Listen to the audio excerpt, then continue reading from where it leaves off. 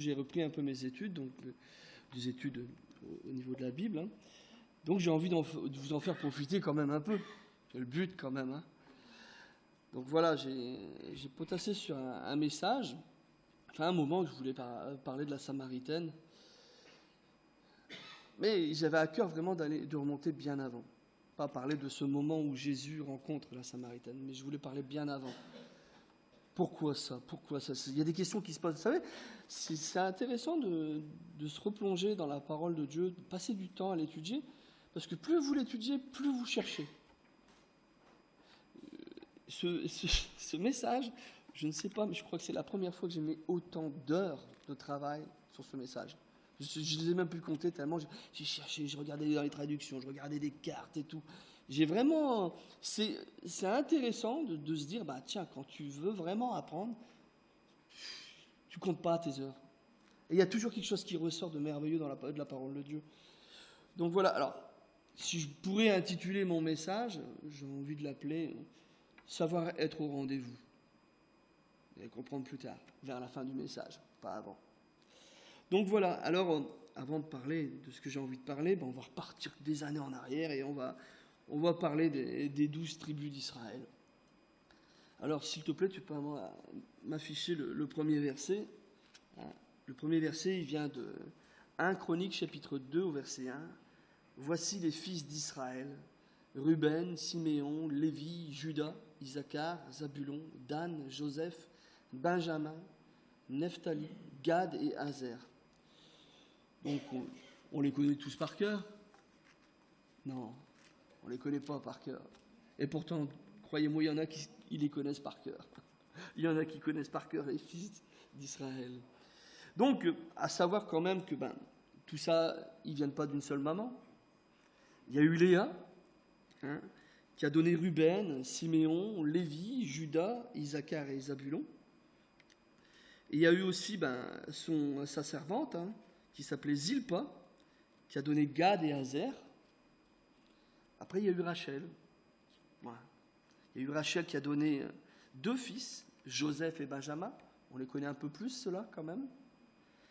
Et il y a eu Bila, la servante de Rachel, qui a donné Dan et Nephtali. Donc, si je rappelle vite fait, il y a eu 4 fils de Léa, 2 fils de Bila, 2 fils de Zilpa, 2 fils de Léa, de Rachel et 2 fils de Léa. Voilà, j'ai dit 2 fois Bila. Voilà un petit peu savoir les 12 tribus, d'où ça vient. Quelles sont, quoique, vous allez voir, il y a quand même des ambiguïtés dans les 12 tribus. S'il te plaît, moi l'image numéro 1. Donc pareil, il faudra, quand vous faites des recherches sur Internet, soyez méfiants parce qu'on vous annonce n'importe quoi, il y a des moments, il y a des erreurs. J'ai trouvé cette carte, on ne peut pas l'avoir un peu plus grande? Vous la voyez quand même du fond? On voit un peu le partage qui a été fait dans le livre de Josué. Le partage du pays.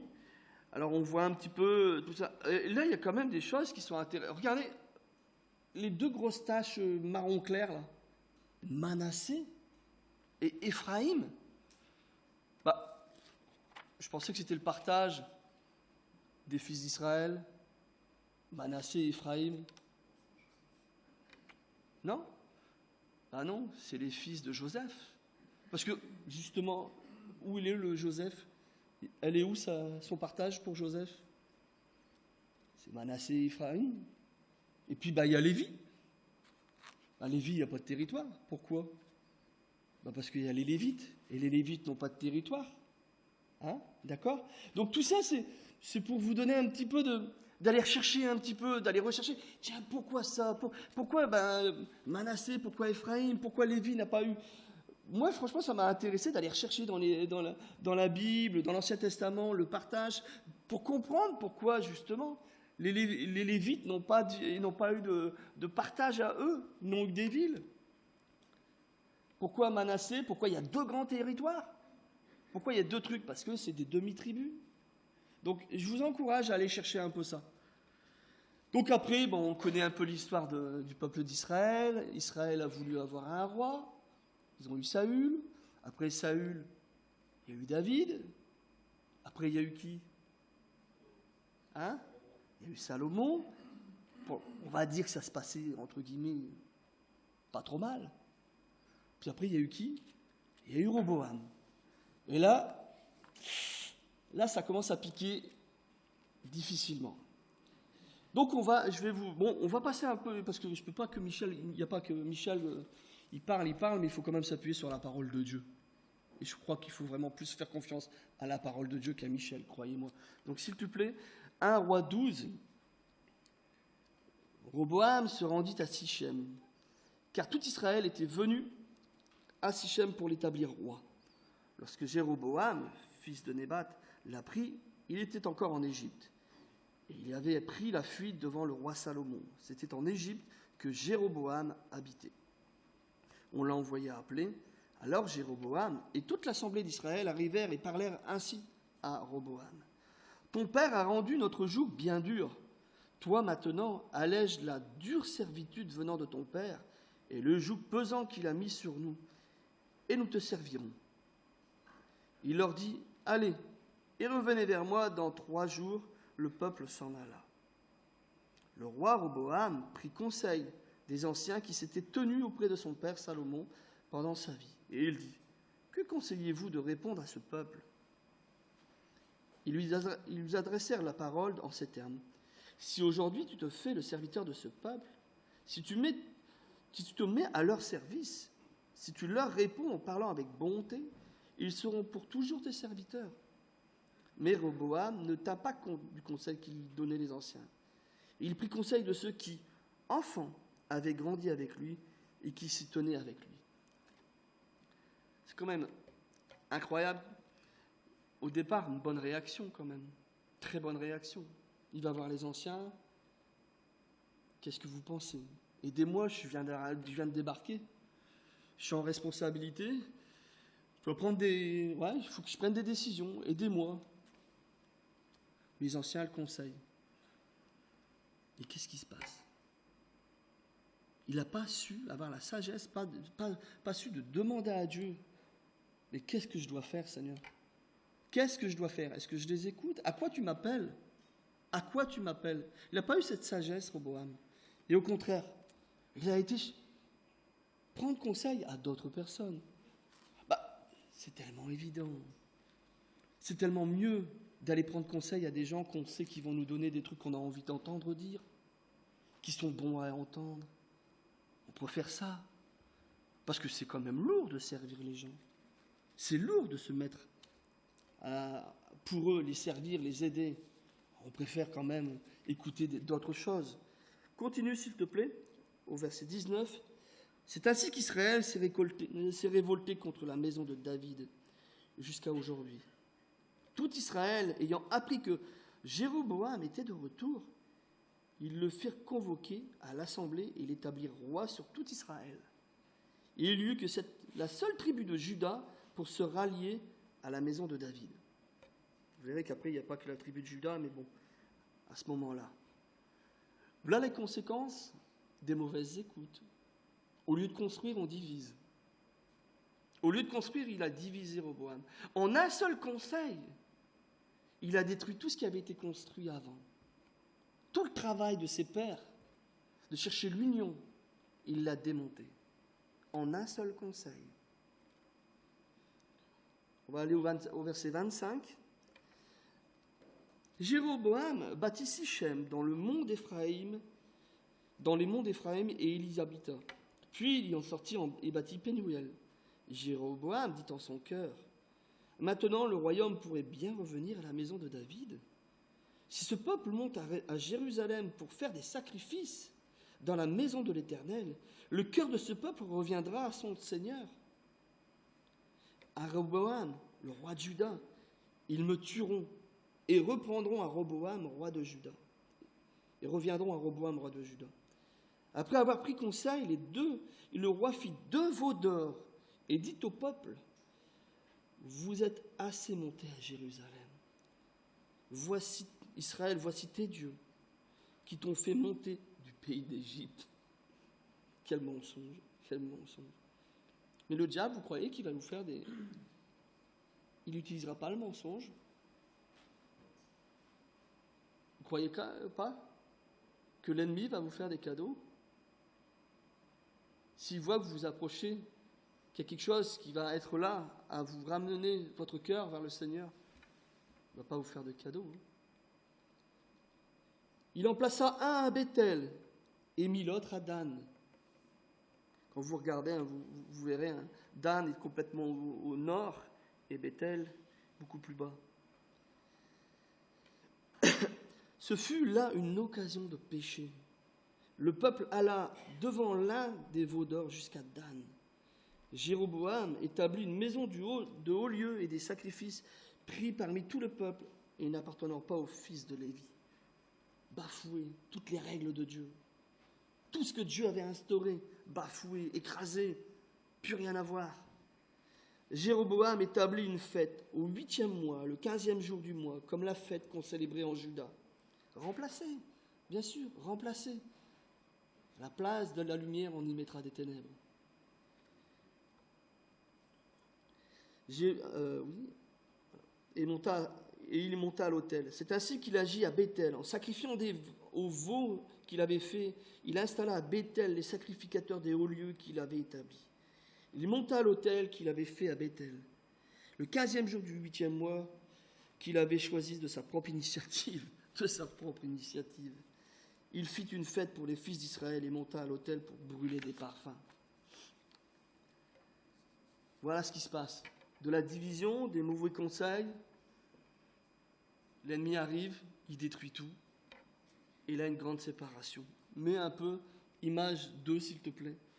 Et là, de cette union qu'avait fait Josué, de distribution de toutes ces contrées données aux fils de Jacob, grosse séparation qu'on appelle le schisme, où vous avez le royaume du nord et le royaume du sud. Le royaume du nord qu'on appellera Israël et le royaume du sud qu'on appellera Juda.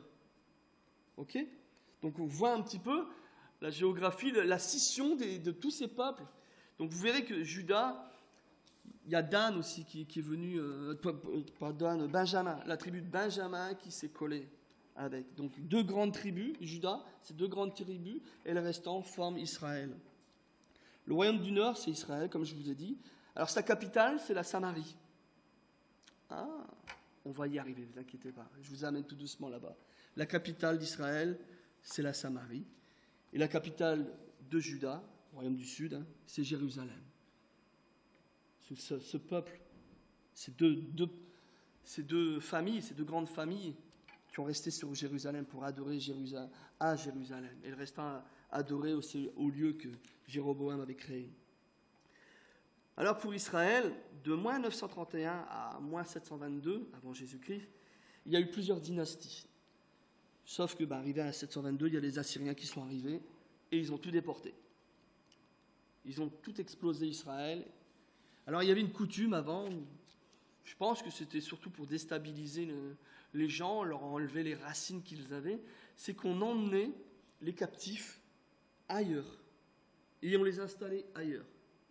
Il y en a certains qui sont restés, bien évidemment, qui ont réussi à se sauver, mais la plupart d'Israël a été déportée.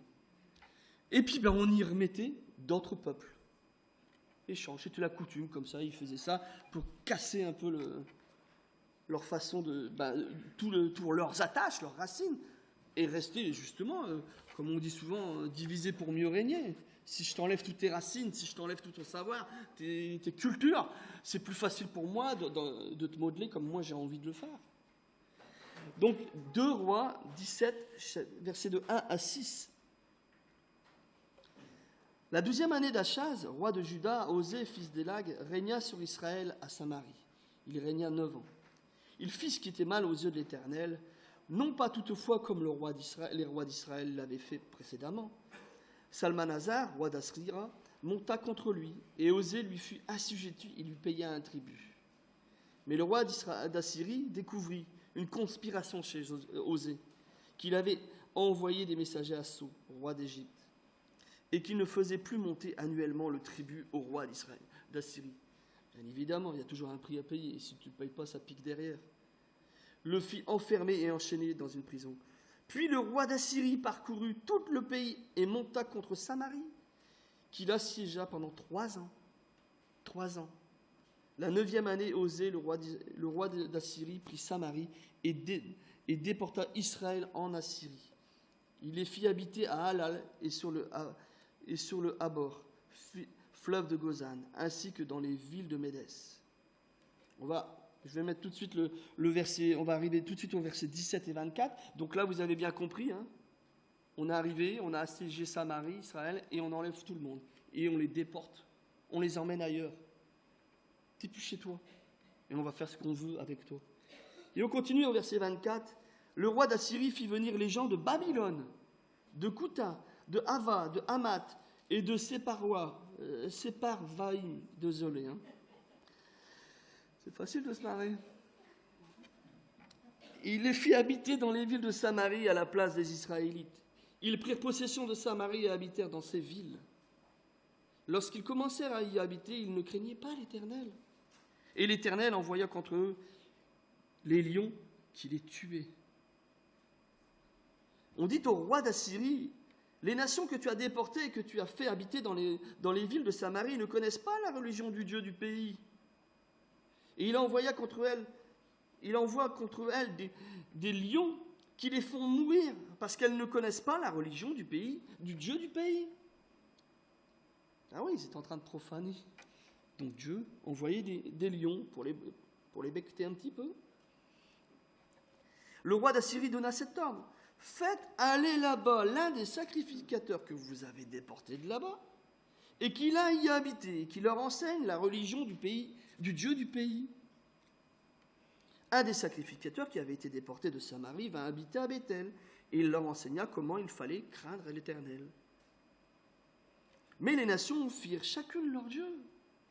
Elles les placèrent dans les maisons de hauts lieux bâtis par les Samaritains, dans les villes et chacune des nations où ils habitaient. Les gens de Babylone furent Soukout, Bénoth, les gens de Kout firent Nergal, les gens de Hamath firent Ashima. La foire aux dieux, si vous voulez. Hein. Il y avait un dieu, on ramenait un petit peu de tout. Ceux de Hawad, ils craignaient aussi l'Éternel. Ils instituèrent pour eux des sacrificateurs de haut lieu, pris un peu partout. Ces sacrificateurs étaient en activité pour eux dans la maison des hauts lieux. Ainsi, ils craignaient l'Éternel. Mais rendaient en même temps un culte à leur propre Dieu, d'après les coutumes des nations où ils avaient été déportés. Ils pratiquent jusqu'à aujourd'hui leur premier usage. Ils ne craignent point l'Éternel et ne pratiquent ni leurs prescriptions et leurs coutumes, ni la loi et les commandements donnés par l'Éternel au fils de Jacob, qu'il appela du nom d'Israël. Donc là, on comprend un peu mieux. On comprend un petit peu mieux. Israël, maintenant, c'est un gros mélange de tout. Il y a un peu de toutes les nations, un petit peu de toutes les religions. Gros mélange. En réalité, ce qui reste vraiment d'orienter vers le Seigneur, vers le Dieu de Jacob, c'est Juda, le royaume du Nord, du Sud plutôt, excusez-moi. Donc fais-moi voir l'image numéro 3. Donc là, on voit rien pour l'instant. Donc là, on voit un petit peu toutes ces régions qui se sont formées. Il y a la Judée, d'accord ? La Judée qui est le royaume du Sud, Juda. Et puis après, il y a la Samarie. Voilà, hein, tous ces gens qui sont arrivés. Sur la droite du Jourdain, on voit la Pérée. Vous vous souvenez, hein, on entend parler des chrétiens de Pérée qui relisaient la parole de Dieu, qui recherchaient tout ça. Après, il y a la Décapole, qui veut dire 10 villes, qui était plutôt avec des Grecs et tout ça. Puis encore après, la Galilée. Mais quand même qui était avec pas mal de païens, un peu de tout. Tiens, justement, une petite parenthèse, parce que j'ai appris quelque chose. Ça m'a vraiment choqué. Fais voir l'image 4. Une petite parenthèse à mon message. Hein, voilà.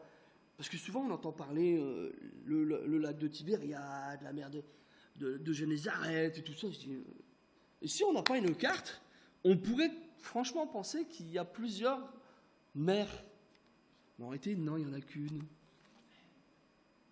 Le lac de Génézareth, la mer de Galilée, le lac de Tibériade, en réalité, c'est la même chose. C'est des appellations différentes selon les personnes qui le disent et tout ça.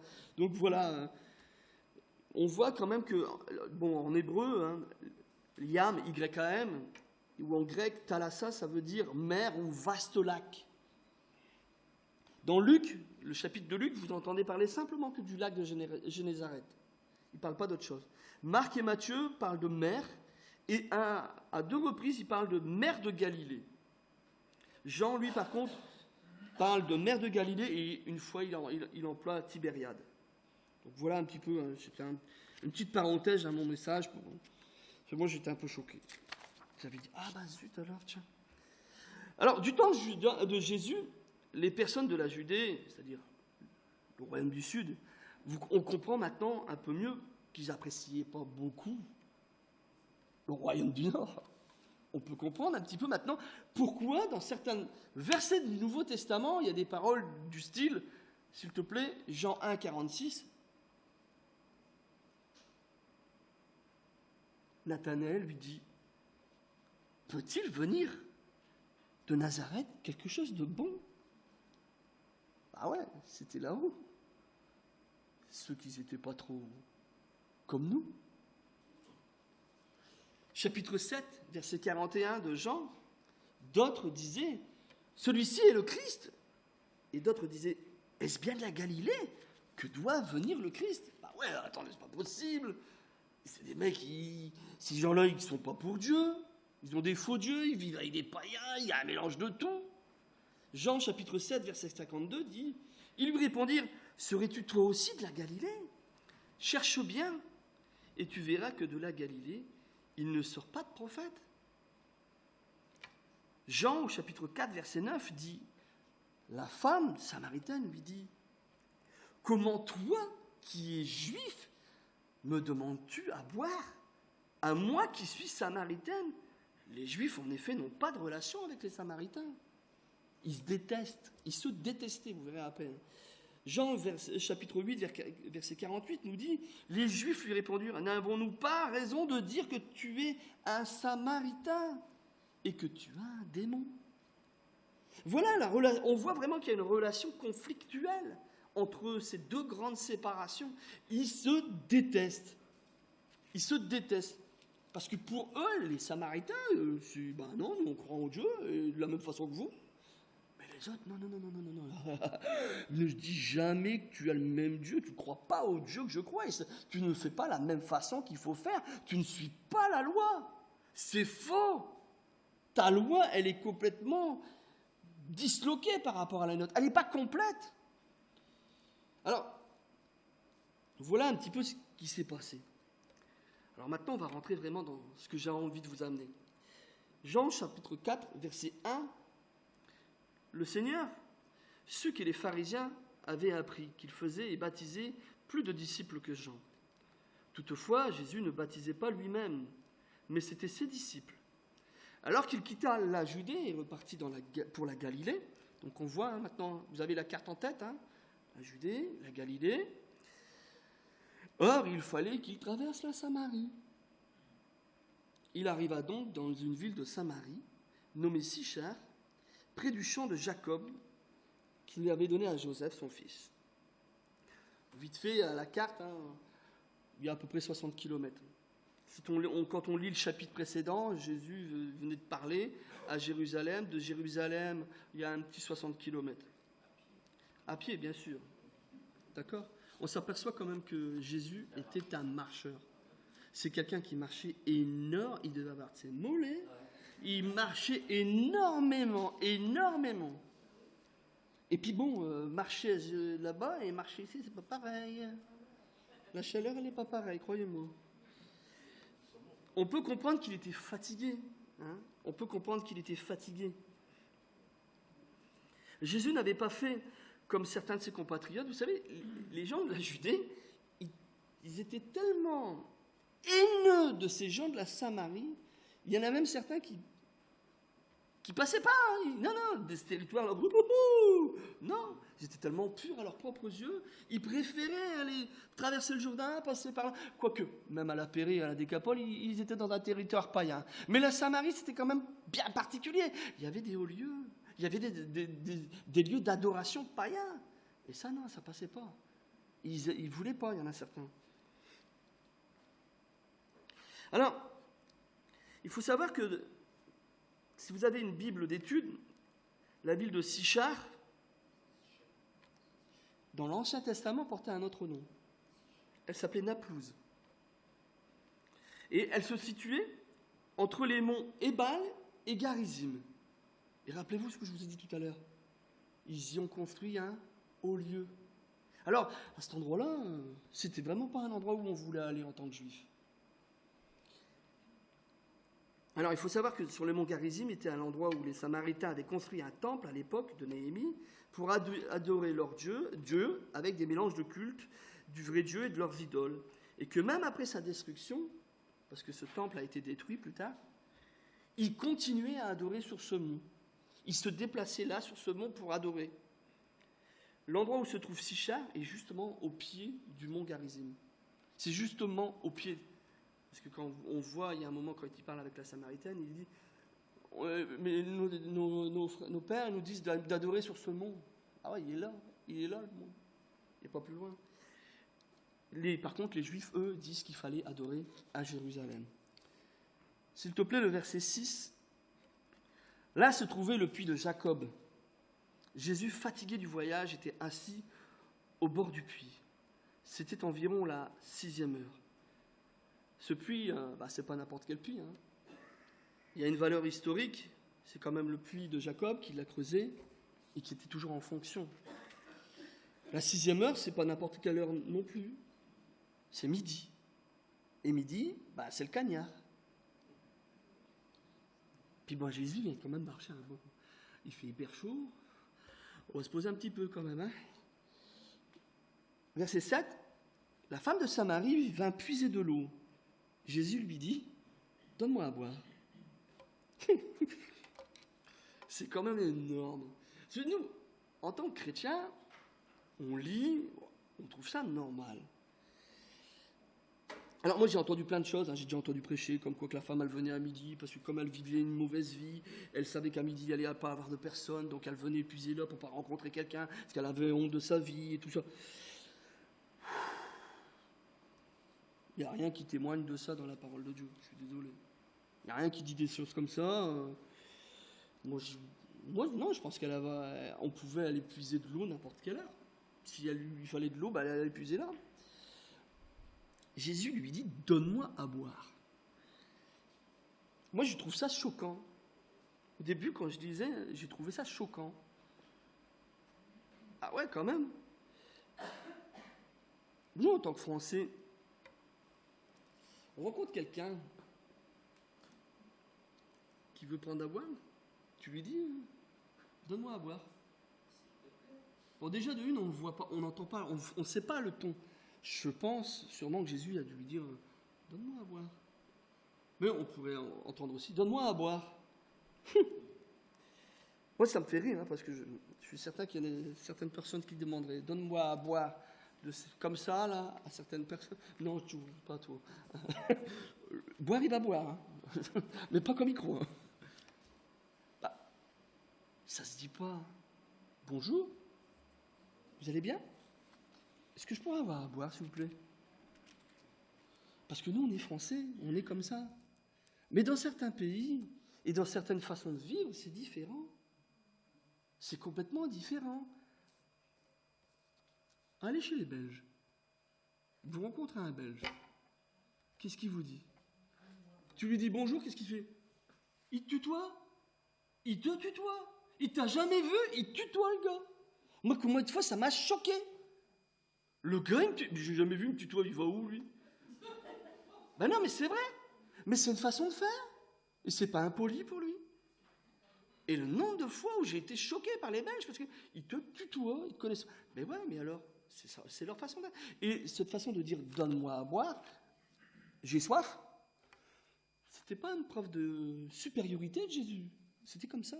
C'était son langage à lui. Donne-moi à boire.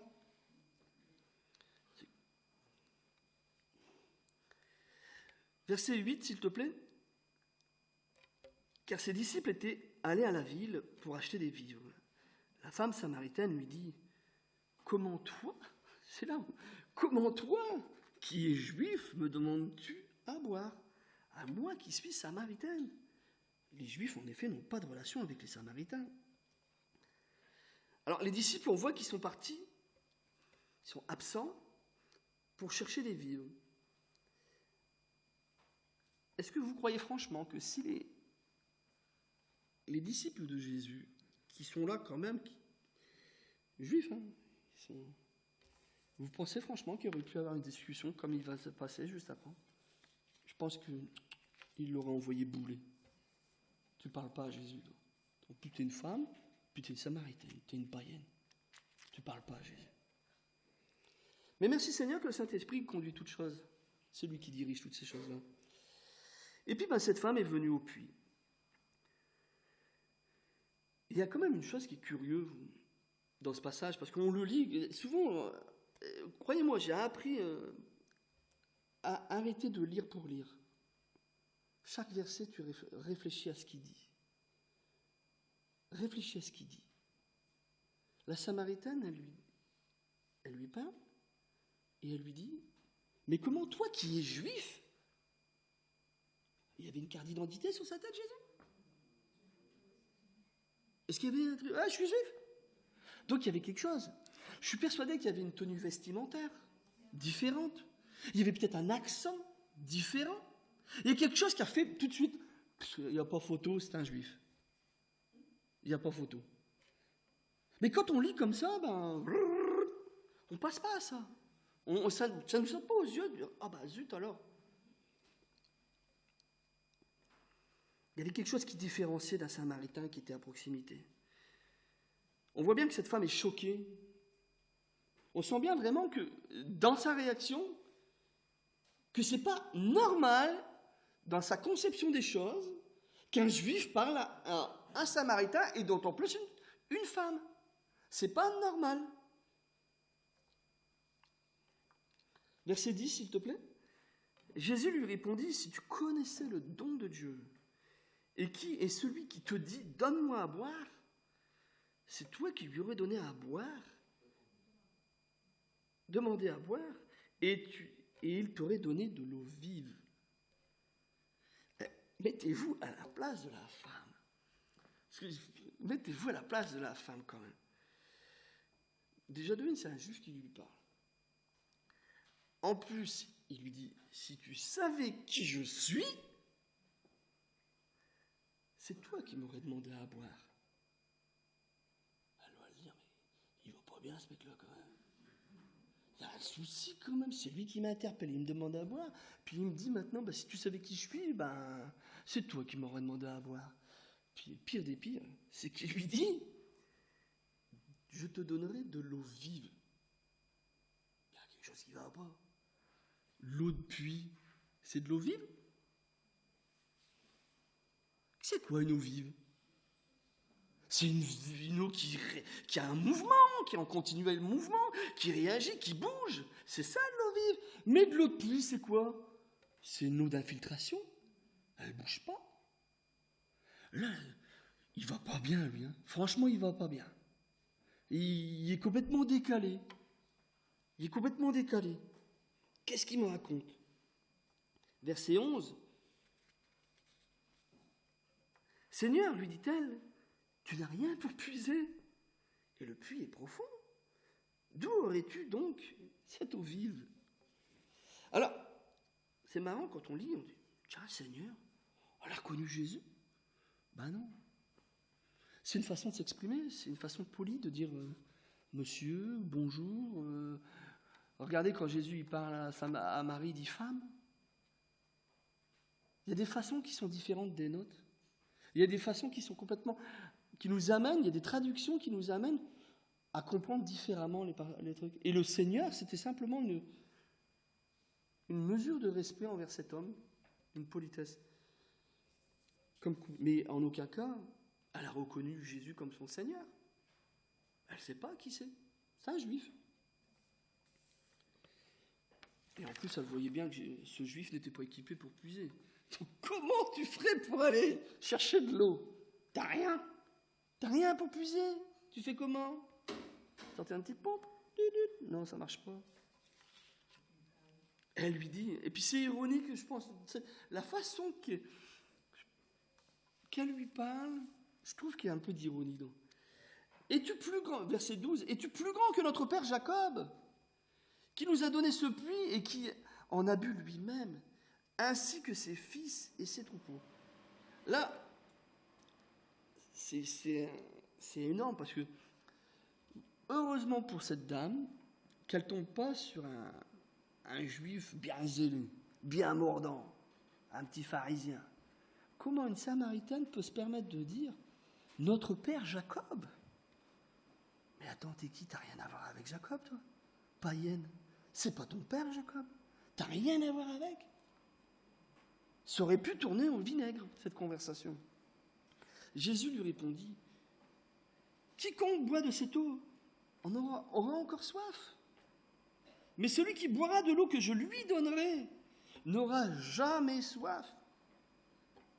Et l'eau que je lui donnerai deviendra en lui une source d'eau qui jaillira jusque dans la vie éternelle. » Alors là, elle a dû le regarder avec des yeux. Qu'est-ce qu'il nous dit? Qu'est-ce qu'il nous dit, ce bonhomme qui est en face de moi? Il va donner de l'eau, déjà il n'y a rien pour ce truc, et il va me donner de l'eau qui va l'amener dans la vie éternelle.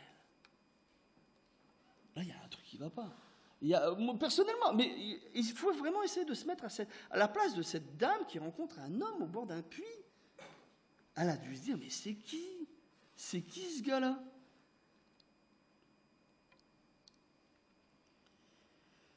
En plus, il s'exprime vraiment bizarre.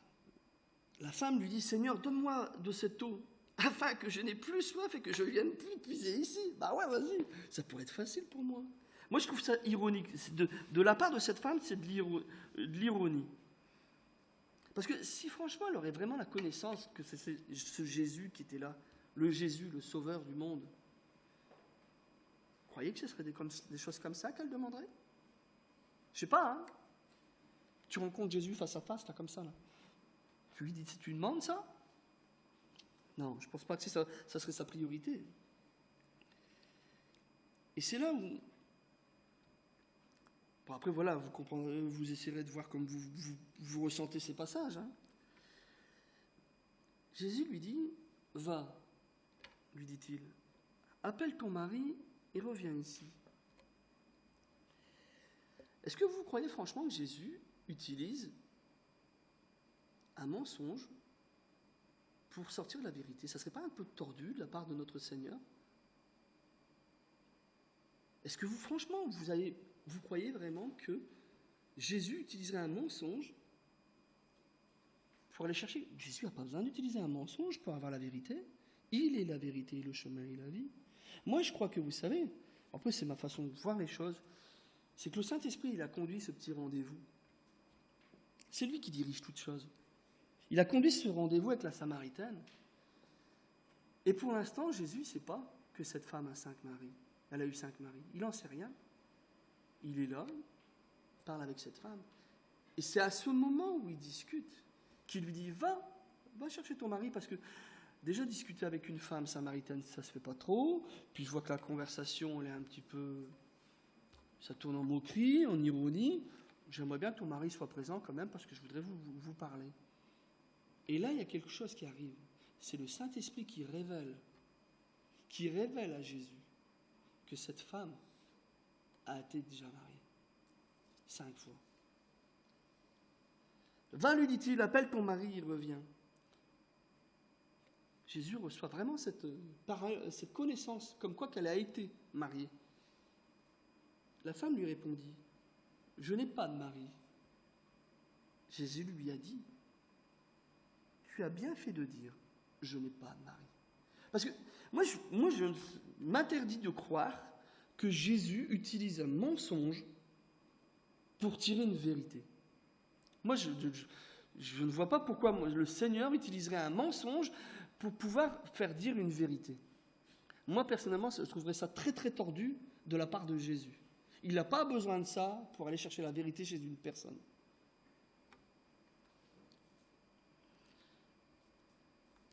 Mais tu as eu 5 maris, et celui que tu as maintenant n'est pas ton mari.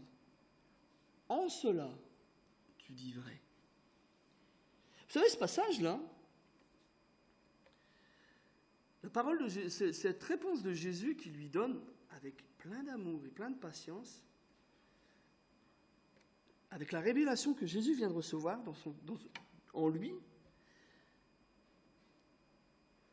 c'est un passage qui nous montre beaucoup de choses. Parce que, à travers le peu de vérité qu'elle dit, parce que quand elle dit « je n'ai pas de mari », c'est la vérité ou pas? Bien sûr que c'est la vérité. Elle a eu 5 maris, mais elle n'en a plus. Le gars qui est avec elle, c'est pas son mari. Donc quand elle répond « je n'ai pas de mari », est-ce qu'elle ment? Elle dit la vérité. Mais nous, est-ce qu'on aurait réagi comme Jésus avec tant d'amour et tant de patience si on aurait eu cette révélation que Jésus vient de recevoir? Comme quoi qu'elle a déjà eu 5 maris et qu'elle vit entre guillemets à la colle. Combien d'entre nous lui auront pointé du doigt en lui dire tu crois que je ne l'ai pas su? Le Saint-Esprit m'a révélé. Est-ce que ta vie, comment elle a été avant? Tu as eu 5 maris, puis maintenant tu vis à la colle avec un mec. Combien d'entre nous auraient pointé du doigt? Seigneur, lui dit-il, Seigneur, lui dit-elle, la femme, je vois que tu es prophète. Et vous voyez, c'est énorme la réaction de Jésus qu'il a eue en lui parlant avec douceur. Parce que si Jésus lui aurait révélé ces choses-là, puis il aurait été un petit peu pointilleux dans sa réponse, comme nous on aurait pu le faire, la conversation, elle était où là? En croix, demi-tour droite, elle prend son seau et elle rentre à la maison. J'ai pas envie de discuter avec un mec qui me juge. J'ai pas envie. Par contre, avec la douceur, toute la douceur, en lui disant le peu de vérité qu'elle a dit, de mettre ça en valeur, de dire oui, tu dis vrai. Tu n'as pas de mari. Mais pas d'appuyer là, la conversation peut se continuer. Elle peut continuer et avancer. Tantôt, il faut qu'on apprenne à réfléchir comment on répond et aux conséquences de nos paroles. Seigneur, lui dit-elle, lui dit la femme, je vois que tu es prophète. Et on voit complètement le changement de situation par rapport à la réaction d'amour que Jésus lui a donnée. Cette patience qu'il a avec. D'une ironie, d'une moquerie, parce qu'au début, elle se moquait de lui. D'une parole que Jésus a avec amour, la révélation, il lui donne avec amour, de lui dire, ouais, c'est vrai, tu dis la vérité, c'est vrai. Tu ne mens pas, là, t'as raison. Et pas de jugement de la part de Jésus, il ne la juge pas. Accompagné avec des paroles douces, cette femme, elle est tout de suite là. Je vois que tu es prophète. Et là, son cœur, il s'ouvre. Elle est prête à recevoir de Jésus tout ce qui va arriver maintenant. Tout ce qui va être donné, que Jésus va lui apporter, elle va le recevoir. Nos pères ont adoré sur cette montagne. Et vous dites-vous que l'endroit où il faut adorer est à Jérusalem. C'est tout ce qui se débarque là maintenant, c'est énorme. Et moi, franchement, ça a changé ma façon de voir la Samaritaine. Franchement, j'ai changé complètement d'optique, de tout ce que j'ai entendu il y a des moments, mais ça m'a changé complètement. Elle a un prophète devant elle, entre nous. On en a eu un il n'y a pas longtemps, quelqu'un qui est reconnu en tant que prophète. Quels étaient vos désirs? Ne me dites pas que vous n'aviez pas eu un désir profond de recevoir de quelque chose de la part de Dieu à travers ce prophète. Une parole pour vous encourager. Non, quand vous avez un prophète devant vous, on a envie de ces choses-là.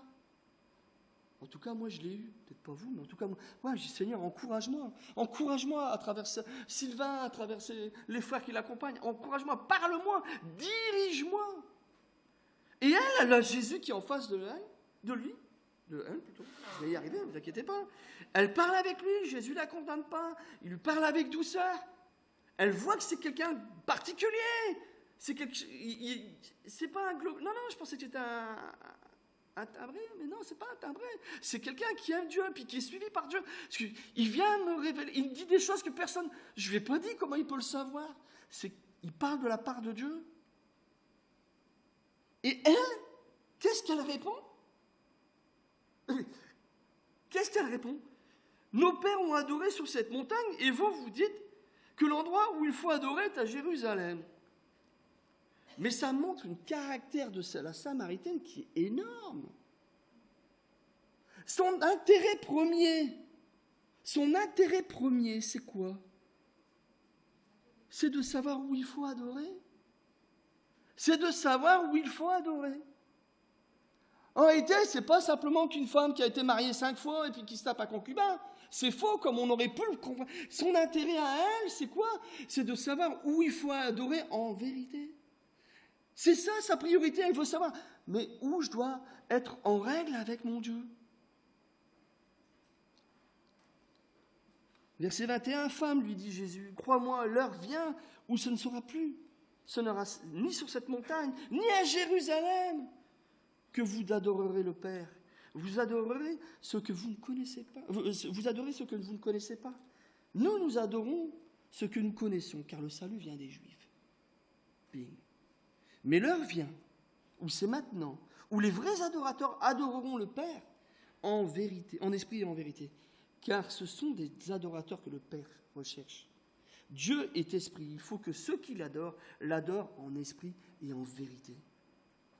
Jésus l'enseigne non seulement sur l'endroit, mais il lui dit que ce n'est pas les connaissances qui font que tu seras une véritable adoratrice, mais c'est avec ton cœur.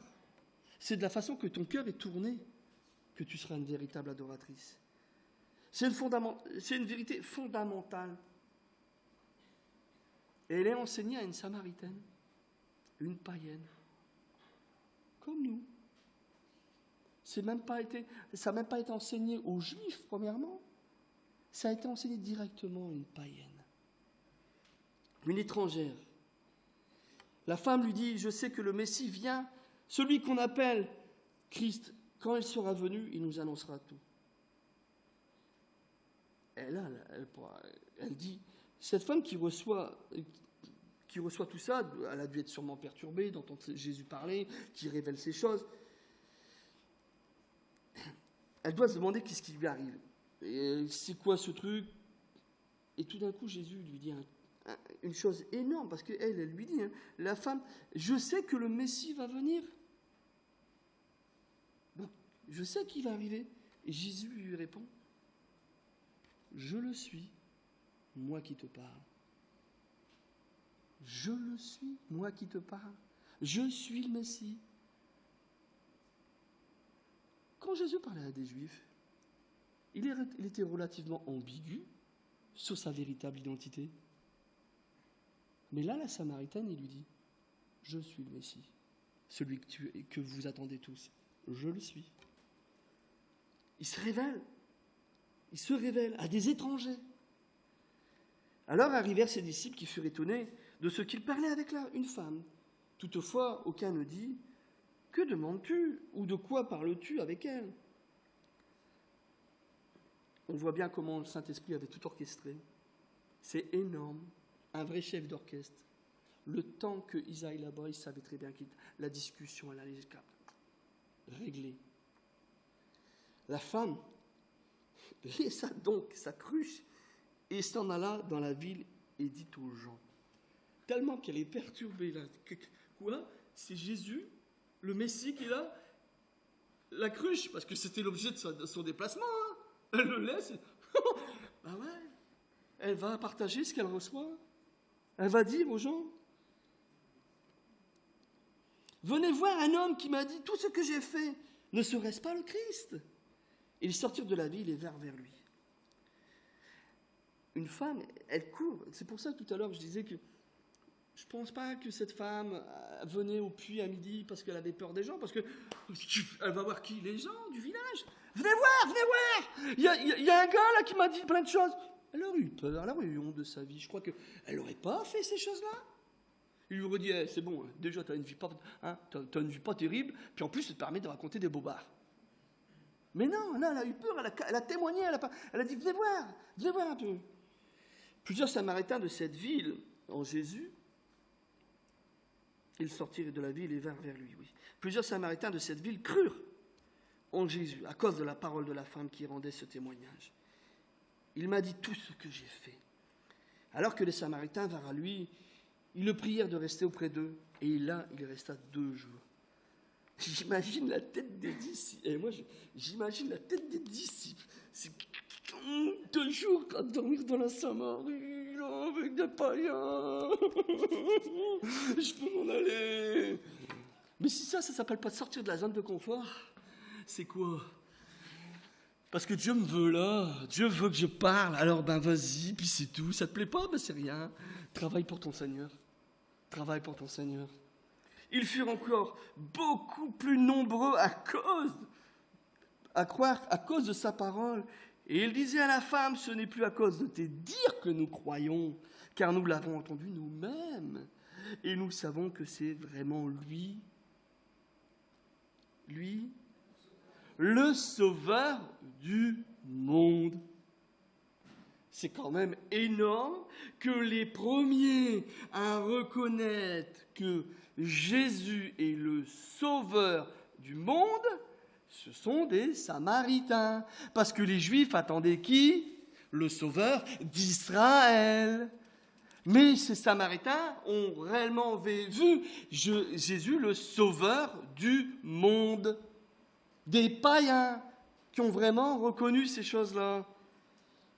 Alors, je vais finir parce que je vois que l'heure qui tourne, mais c'est pas de ma faute, vous avez fait beaucoup d'annonces.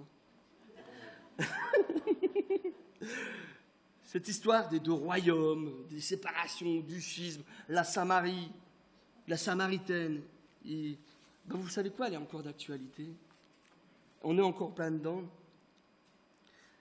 Apprenons à écouter le conseil de Dieu. De ne pas aller chercher les conseils de ce qui nous plaise, de ce qui nous fait du bien à nos oreilles et à nos petits cœurs. Arrêtons ces choses-là. Vous savez, dernièrement, si c'est pas pour rien que je parle de la Samaritaine, dernièrement, il y a Sylvain Gauthier on a une réunion avec des pasteurs, qui nous a dit quelque chose qui m'a perturbé.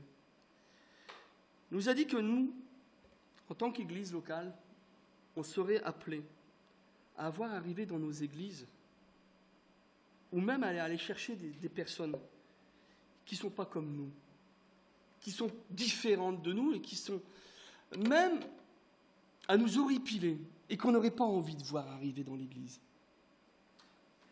Qu'on n'aurait pas envie, parce qu'on est comme ça. Et puis, si celui qui n'est pas coiffé comme moi, qui n'est pas coiffé, non, non, Dieu va nous appeler à aller chercher des gens différents de nous, avec des façons de voir différentes de nous, avec des vies différentes de nous. Alors ça va nous gonfler, ça va sûrement nous travailler, ça va nous déranger, mais Dieu nous appelle à travailler différemment. À travailler différemment. Vous savez quoi? Je vous aime beaucoup, mes frères et sœurs. J'ai envie d'aller voir le Seigneur avec vous, là-haut. Mais si, Seigneur, il pourrait en remettre encore une petite dizaine de milliers dans l'église. Je veux voir que ça pousse. Il y a trop de monde, on écarte et on construit. Moi, c'est ça que je veux vivre. Alors, il va falloir qu'on travaille différemment, qu'on change nos habitudes et d'être à la recherche de ce que Dieu veut faire. Avec vous et moi, avec nous tous. Ça va nous déranger, comme je l'ai dit, ça va nous offusquer, ça va nous brutaliser, j'en suis certain. Ça va nous, dans tout ce qu'on fait, dans nos conceptions, ça va être gonflant, j'en suis certain. Mais si on est obéissant, on va y arriver. Et si on aime les âmes perdues, on va y arriver. Notre confort, on va le remettre à Dieu. On va remettre notre confort à Dieu. Pour l'amour de tous qui se perdent. Tous ces gens qui sont dans la rue qui vont mourir. Tous ces gens qui sont dans nos familles qui vont mourir. Dites-vous qu'il y a des gens qu'on croise, c'est droit dans le mur s'il n'y a pas un chrétien qui va leur parler de Jésus. Je ne veux pas mettre une épée Damoclès comme on dirait, mais c'est notre responsabilité. Alors, Jésus, il s'est bien arrêté en Samarie. Il a bien été parlé de Samaritaine. Si Jésus a été capable de faire ça, pourquoi nous, on ne serait pas capable d'en faire autant? J'ai tout en lui, non? Il nous le donne. Alors voilà, je vais vous laisser avec un verset, parce que je vois qu'il est déjà 12h05, et j'espère qu'il va vous travailler. Parce que pour travailler, il ne faut pas être seul. Pour travailler, il faut être bien formé. Pour travailler, il faut être motivé. Et pour travailler, il faut être guidé. Alors, Actes, chapitre 1, au verset 8. Mais vous recevrez une puissance, celle du Saint-Esprit, survenant sur vous. Et vous serez mes témoins à Jérusalem, dans toute la Judée, dans la Samarie, à Hénin, à Liévin, à Lens et dans tous les environs. Amen. Que Dieu vous bénisse.